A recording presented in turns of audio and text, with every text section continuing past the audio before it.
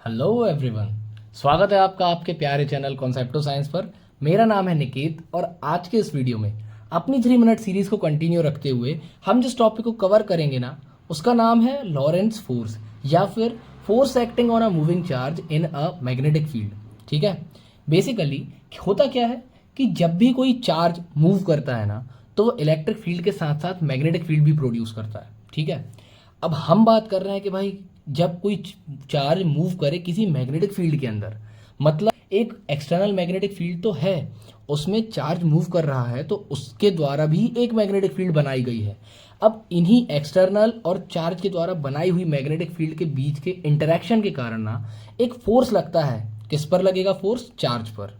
ठीक है, इसे हम डायग्राम से समझें अगर, तो देखिए ये है हमारी वाई एक्सिस में मैग्नेटिक फील्ड और जो चार्ज है ना प्लस क्यू, ये वी वेलोसिटी के साथ एक्स वाई प्लेन में मूव कर रहा है। ठीक है, यहाँ पर इसने मैग्नेटिक फील्ड की डायरेक्शन के साथ थीटा एंगल बनाया है और जब हम इसके कंपोनेंट्स करते हैं ना, तो एक्स एक्सेस की तरफ जो कंपोनेंट हमें मिला वो मिला वी साइन थीटा और वाई एक्सेस की तरफ जो कंपोनेंट मिलेगा ये मिलेगा वी कॉस थीटा। ठीक है ना, यहाँ पर हमें एक बात अभी से याद रख लेनी है कि जब भी ये चार्ज या तो मैग्नेटिक फील्ड की डायरेक्शन में मूव करेगा या मैग्नेटिक फील्ड की डायरेक्शन के ठीक अपोजिट मूव करेगा ना, इस पर कोई भी फोर्स नहीं लगेगा या तो फोर्स की वैल्यू होगी ज़ीरो।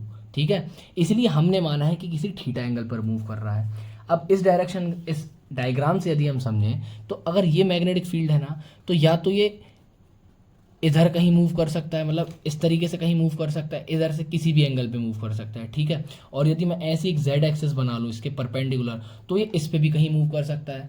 मतलब ये है कि सिर्फ मैग्नेटिक फील्ड के साथ कोई एक एंगल होना चाहिए। ठीक है, तो हमने यहाँ पर ले लिया थीटा, वी वेलोसिटी जो है थीटा एंगल के साथ किसी डायरेक्शन में मूव कर रहा है चार्ज।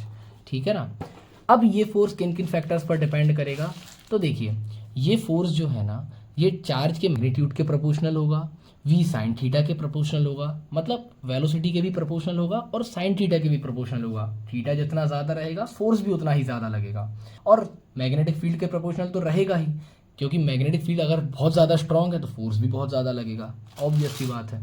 ठीक है, अब देखिए जब हम इन सभी इक्वेशंस को कंबाइन करते हैं तो हमें ये फॉर्मूला मिल जाता है, जहाँ पर हमने की कांस्टेंट लिया, कांस्टेंट की वैल्यू एसआई सिस्टम में हो गई 1, तो जो हमें मेन फॉर्मूला मिला वो मिला F is equal to q v B sine theta.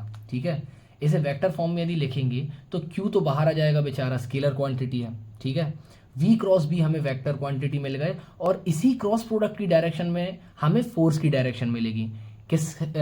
हम इसे राइट हैंड रूल की हेल्प से बहुत ही ईजिली निकाल सकते हैं। करना क्या है, सिर्फ अपनी फिंगर्स को वेलोसिटी की डायरेक्शन से मैग्नेटिक फील्ड की डायरेक्शन में ऐसा टिल्ट कर्ल करना है, तो जो हमारा थंब है ना ये ऑटोमेटिकली फोर्स की डायरेक्शन बता देगा।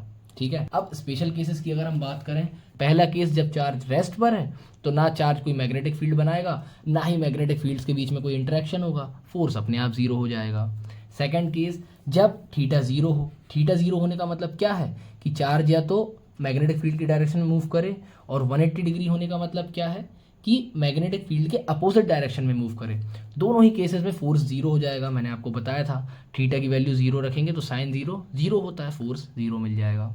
ठीक है, और थर्ड केस होता है जब 90 डिग्री का एंगल मिले, मतलब या तो ये इस डायरेक्शन में मूव करे चार्ज मैग्नेटिक फील्ड के परपेंडिकुलर, और या फिर इस डायरेक्शन में मूव करे चार्ज। दोनों ही केसेस में जो हमें एफ की वैल्यू मिलेगी ना, ये मैक्सिमम मिलेगी, क्योंकि साइन हो जाएगा 90 और साइन 90 की वैल्यू 1 होती है जो कि मैक्सिमम है साइन के केस में। ठीक है, तो 90 डिग्री के केस में फोर्स मैक्सिमम मिलता है।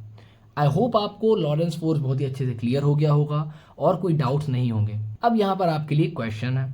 ठीक है, ये पूरा सिनेरियो मैंने समझाया ना, ये मैंने पॉजिटिव चार्ज को एज्यूम करते हुए बताया है। अगर मैं यहाँ पर नेगेटिव चार्ज का मोशन कराता तो फोर्स की वैल्यू क्या चेंज होती, और अगर चेंज होती तो किस तरीके से, कितनी चेंज होती। ठीक है, ये आपको कमेंट सेक्शन में बताना है। बाकी मिलते हैं नेक्स्ट वीडियो, तो तब तक के लिए गुड बाय।